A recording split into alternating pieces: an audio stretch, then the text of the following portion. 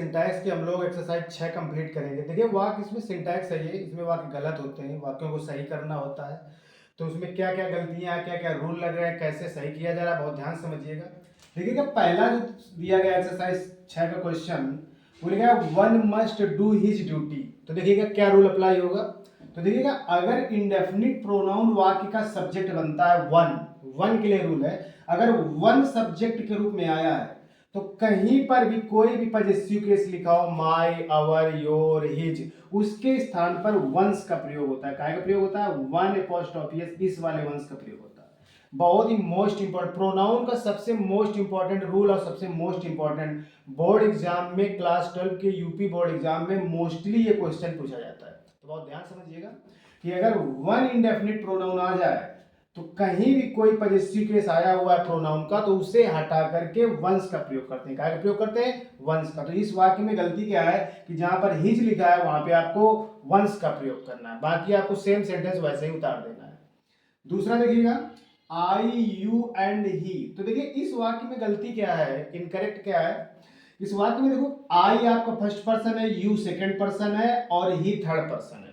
तो रूल ये होता है कि जब एक वाक्य में तीनों पर्सन आ जाए तो उन्हें 231 के क्रम में रखा जाता है। मतलब पहले सेकंड पर्सन, फिर थर्ड पर्सन, फिर फर्स्ट पर्सन आता है।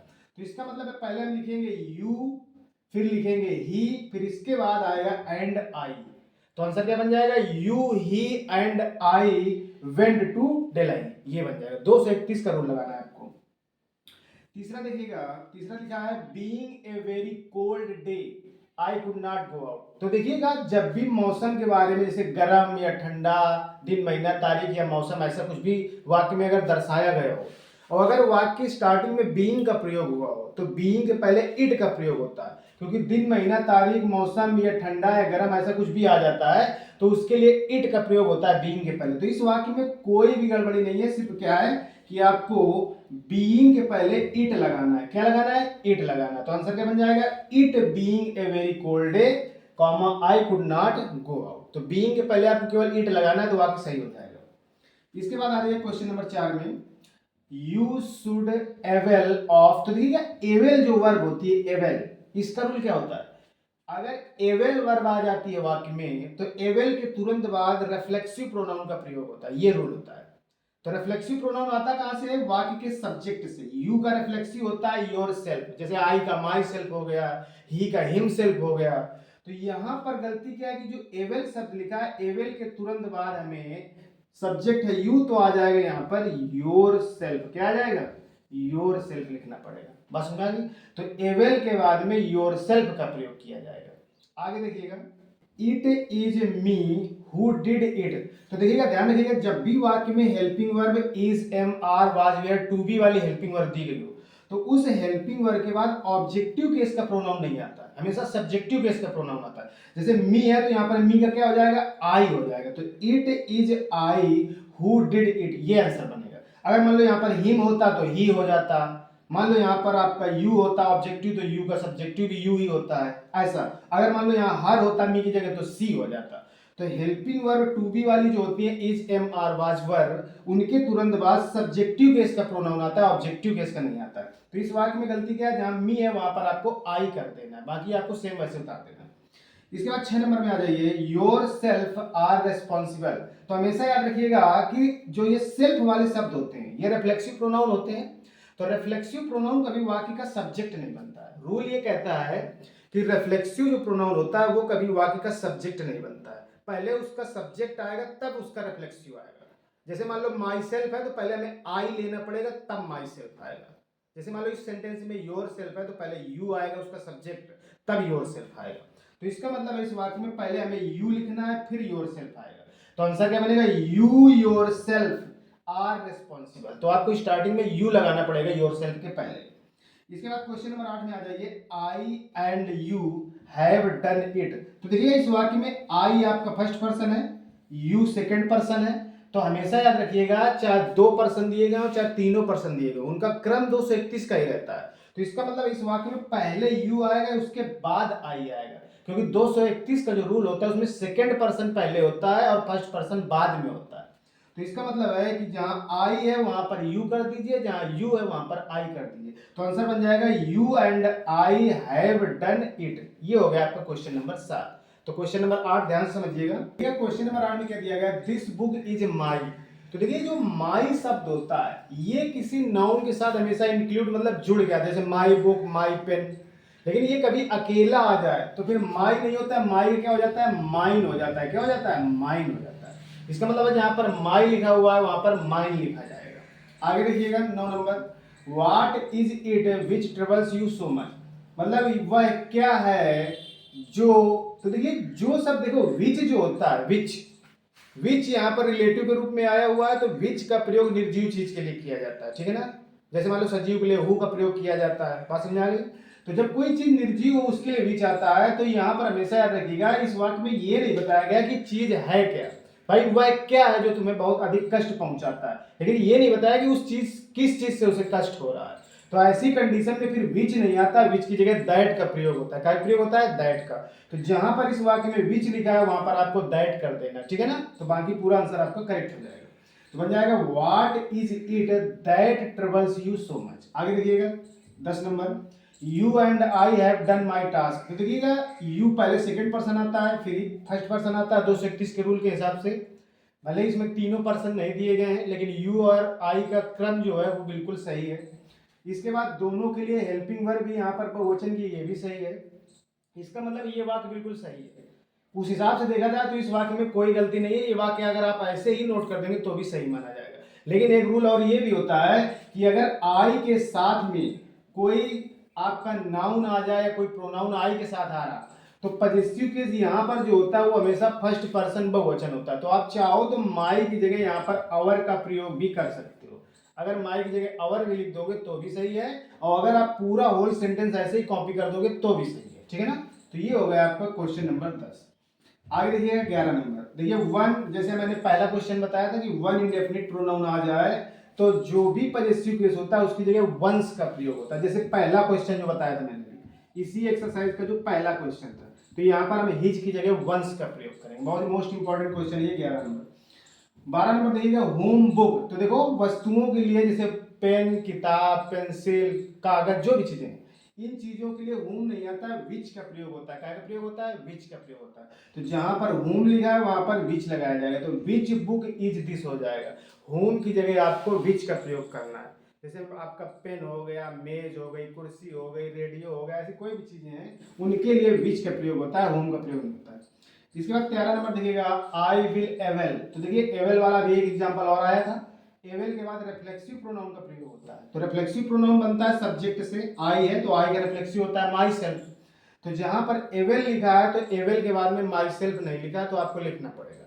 तो आंसर क्या बन जाएगा, I will avail my self. Avail के बाद क्या आ जाएगा, my self of this chance. ये आपका आंसर बन जाएगा। 14 नंबर देखिएगा it is I who has. तो देखिए आई के अनुसार यहाँ पर हेल्पिंग वर्ब आएगी। तो जहां पर हैज लिखा है वहां पर आपको क्या कर देना है, हैव लगाना है, क्योंकि आई के लिए हैव का प्रयोग होता है। तो यहाँ पर जहां हैज है वहां पर आपको हैव करना है, बाकी पूरा सेंटेंस कॉपी कर देना है।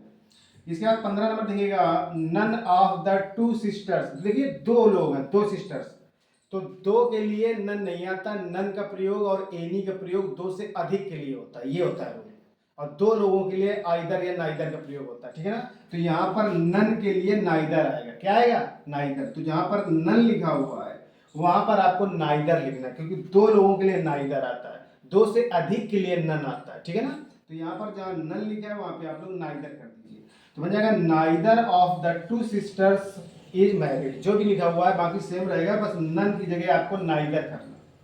इसके बाद 16 नंबर देखिएगा वन। तो देखिए जैसे हमने 16 नंबर ये लिखा हुआ, जैसे 11 नंबर है, और एक जो पहला क्वेश्चन जहाँ से स्टार्टिंग थी ये वाली एक्सरसाइज, तो सेम वही रूल है। तो आपको कुछ नहीं करना है, जहाँ पर हिज है वहां पर ये वंस का प्रयोग कर देना है। क्या का प्रयोग करना है, वंस का प्रयोग करना है। इसके बाद 17 नंबर देखिएगा लेट यू एंड आई। तो हमेशा याद रखिएगा कि लेट के बाद में ऑब्जेक्टिव केस का प्रोनाउन आता है, सब्जेक्टिव नहीं आता है। तो लेट के बाद यू तो ऑब्जेक्टिव हो जाएगा, लेकिन आई यहाँ सब्जेक्टिव लिखा है तो आई को हम मी कर देंगे। क्या कर देंगे, मी। तो यहाँ पर बन जाएगा let you and me go there. तो ये हो गया आपका क्वेश्चन नंबर 17।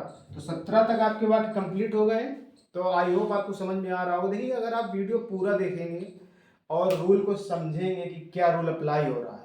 तो देखिए एक्सरसाइज को समझने में इतनी बड़ी दिक्कत नहीं होती है, क्योंकि यहाँ पर रूल आपको स्वयं खुद बता दिए जाते हैं। ऐसा नहीं है कि आपको डायरेक्ट आंसर बताया जाता हो, आपको रूल के साथ आंसर बताया जाता है कि ये रूल लगेगा इस क्वेश्चन में, ये गलती है। तो आप लोग अगर विधिवत देखेंगे तो आपको बहुत ही अच्छे से समझ में आएगा, और वीडियो को एंड तक देखने की पूरी कोशिश करिएगा। आगे देखेंगे हम लोग क्वेश्चन नंबर 18। देखिए he is one of those people who knows. तो देखिए पीपल बहुवचन होता है, क्या होता है? बहुवचन। तो बहुवचन के लिए मुक्रिया में यस या यस का प्रयोग नहीं होता है, यही गलती है इस सेंटेंस में। तो जहां पर नोज में यस लगा है आप उसका केवल यस हटा दीजिए, बाकी आंसर सही हो जाएगा। तो बन जाएगा ही is one of those people who know होना चाहिए, नोज नहीं होगा, एवरीथिंग, इतना हो जाएगा आपको, ठीक है ना। तो यहाँ पर लिखा है दोज पीपुल, वे लोग, तो लोग बहुवचन है, तो बहुवचन के लिए मुक्रिया में यस यस का प्रयोग नहीं होता, यही आपकी गलती है इसमें। इसके बाद 19 नंबर में हुज डिड यू पनिश। देखिए इसका अर्थ के अनुसार है, देखिए अर्थ इसका हुज माने होता है किसका या किसकी, क्या होता है? किसका या किसकी। तो तुम किसका दंड, तो ये अर्थ नहीं सही बैठेगा इसमें, हुज नहीं होगा, हुज की जगह हुम का प्रयोग होगा। भाई किसी व्यक्ति को ही दंड दिया जाएगा, बात समझ में आ गई। तो किसी व्यक्ति के लिए हुम का प्रयोग होता है, हु का या तो हुम का। तो यहाँ पर अर्थ के अनुसार हुम आ जाएगा, हुम मतलब क्या? WHOM, ये आपको लिखना है हुज की जगह। तो whom did you punish, ये आंसर बन जाएगा। इसके बाद 20 नंबर देखिएगा आई हु आर। तो देखिए आई के साथ एम का प्रयोग होता है, तो जहां पर ये आर लिखा है वहां पर आर की जगह आपको एम का प्रयोग करना, क्योंकि आई जो प्रोनाउन होता है उसके लिए एम आता है। तो यहाँ पर हम जहां पर आर लिखा हुआ है वहां पर एम कर देंगे। 21 नंबर देखिएगा we enjoyed in the fair. तो देखो इंजॉय, जैसे हमने एक एवेल वाला एग्जांपल बताया था कि एवेल के बाद रिफ्लेक्सिव प्रोनाउन आता है, वैसे ही इंजॉय के बाद भी आता है। तो इंजॉय के बाद रिफ्लेक्सिव प्रोनाउन कहां से आएगा? वो आता है सब्जेक्ट से। तो सब्जेक्ट जो वी है, तो वी का रिफ्लेक्सिव प्रोनाउन होता है आवर सेल्फ्स। तो जहां इंजॉयड लिखा है, इंजॉयड के बाद आपको लिखना है आवर सेल्फ्स, ठीक है ना। ये चीज होता है, ये होता है आपका वी का रिफ्लेक्सिव प्रोनाउन, बस समझ आ गई। तो we enjoyed ourselves in the fair, ये आंसर बन जाएगा। आगे बढ़ते हैं 22 number, he and myself. देखो इस वाक्य का सब्जेक्ट है ही और माई सेल्फ। तो देखिए हमने बताया कि रिफ्लेक्सिव प्रोनाउन कभी वाक्य का सब्जेक्ट नहीं बनता है, तो माई सेल्फ के पहले आई लेना पड़ेगा, क्योंकि जो रिफ्लेक्सिव प्रोनाउन होता है उसका पहले सब्जेक्ट आता है। अभी हमने एक एग्जांपल बताया, इसका भी पीछे जो बताया था। तो इसका बन जाएगा answer he and I. And के बाद आपको पहले आई लेना पड़ेगा, सब्जेक्ट रिफ्लेक्सिव प्रोनाउन का, तब रिफ्लेक्सिव प्रोनाउन आएगा। तो बनेगा he and I myself took dinner, ये बन जाएगा आंसर। इसके बाद 23 नंबर देखिएगा each boy should obey his parents.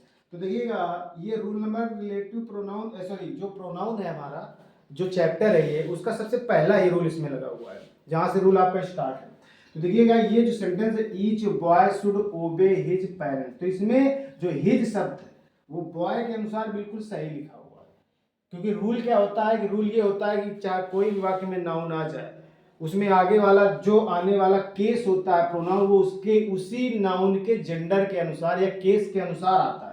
तो बॉय के अनुसार यहाँ पर हिज बिल्कुल करेक्ट, अर्थात ये जो वाक्य लिखा है ये बिल्कुल सही है, इस वाक्य में कोई गलती नहीं है। Each boy should obey his parents बिल्कुल सही है, तो इसको आप लोग वैसे नोट कर दीजिए। 24 नंबर इट इज मी। तो देखिए फिर वही रूल आ गया आपका कि क्रिया जो इसे मार वाजवर होती है उसके बाद सब्जेक्टिव केस का प्रोनाउन आता है। तो जहां पर मी लिखा हुआ है वहां पर आपको सिर्फ आई कर देना है, बाकी पूरा आंसर सही हो जाएगा। 24 नंबर के बाद 25 number neither of the to boys. तो देखिएगा दो लोग, अभी एक अभी क्वेश्चन आया था, नन लिखा था और दो लोग थे, तो दो लोगों के लिए हमने बताया नाइदर आता है। तो देखो इसमें लिखा हुआ टू बॉयज, तो नाइदर बिल्कुल सही लिखा हुआ है। लेकिन एक चीज हमने उस क्वेश्चन में अभी आपको नहीं बताई, एक गलती वहां पर मिस्टेक हो गई नन वाले क्वेश्चन में, जो अभी हमने पहले बताया, नन की जगह नाइदर करवाया, कि उसमें जब नाइदर का प्रयोग हो जाता है तो वहां पर फिर जो हेल्पिंग वर्ब होती है वो एक वचन की होती है। क्या होती है? एक वचन की। तो इस वाक्य में नाइदर तो सही लिखा है लेकिन हेल्पिंग वर्ब गलत लिखी हुई है, इसके लिए यहाँ पर एक वचन की क्रिया का प्रयोग होगा। बात समझ आ गई। तो जहां आर लिखा है वहां पर इच कर देंगे, और वो जो हमने अभी आपको क्वेश्चन बताया नन वाला, वहां पर भी एक वचन की क्रिया कर लीजिएगा, सिंगुलर हेल्पिंग वर्ब आएगी वहां पे। इसके बाद 26 नंबर देखिएगा दिस इज ऑल व्हाट। तो देखिए ऑल के बाद प्रश्नवाचक शब्द व्हाट नहीं आता है, ऑल के बाद दैट का प्रयोग होता है, ये हमेशा याद रखिएगा कि ऑल दैट होता है, ऑल व्हाट नहीं होता है। तो ऑल के बाद जो व्हाट लिखा हुआ है उस व्हाट की जगह आपको क्या करना है? दैट लगाना है। तो आंसर बन जाएगा this is all that I know, ये हो जाएगा। ठीक है, अगला हमारा लास्ट सबसे क्वेश्चन है इट इज नॉट मी।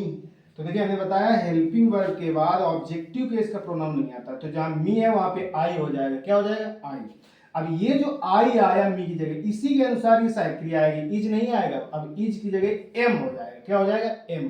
तो आंसर बन जाएगा it is not I who am in love with you. तो ये हो गए हमारे पूरे 27 क्वेश्चन एक्सरसाइज 6 के, जो प्रोनाउन से रिलेटेड थे, जिन पर हमने एक एक रूल, एक एक वाक्य का रूल बता के उसका आंसर भी बताया है।